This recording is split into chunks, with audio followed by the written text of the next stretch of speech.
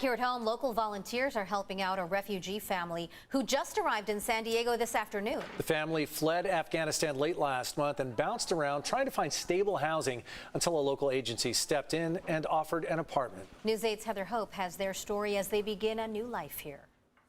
Well, over a dozen volunteers, a part of the Helping El Cajon Refugees Facebook group, took a couple hours to turn this apartment into a home for an Afghan family just getting to San Diego.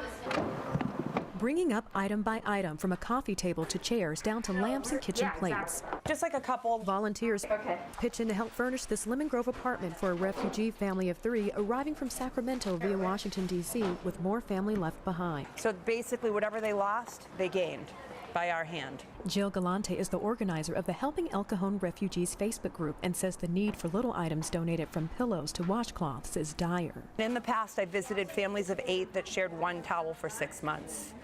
And that person was a U.S. translator. The group moved up and down the stairs and set up this apartment for the Afghan family who only left with the clothes on their backs. They don't have any money to spare. They do not have bed money. They don't have toothpaste money. Khalid Talabani is of Alliance for African Assistance, which is a resettlement agency helping refugees. They've been suffering a lot for the last, I would say, couple of years. And they suffer even more when they came to the United States. Khalid would know since he came to the U.S. from Iraq in 2016 and says it was a struggle to get settled. He will help the families find work. So they don't have any credit history. They don't have any work history. We help support them financially. We help pay for their rent. He says what is needed most is housing for refugee families, and that's been the biggest challenge to provide in San Diego. We've been struggling trying to find an apartment for them. Rolling out the carpet. Once the refugee family arrived, they did not want to be identified for fear of Taliban retaliation on their family left behind. I'm happy to be here, but it's still for my family, it's very hard time right now. I fear that somehow the Taliban might know their identity.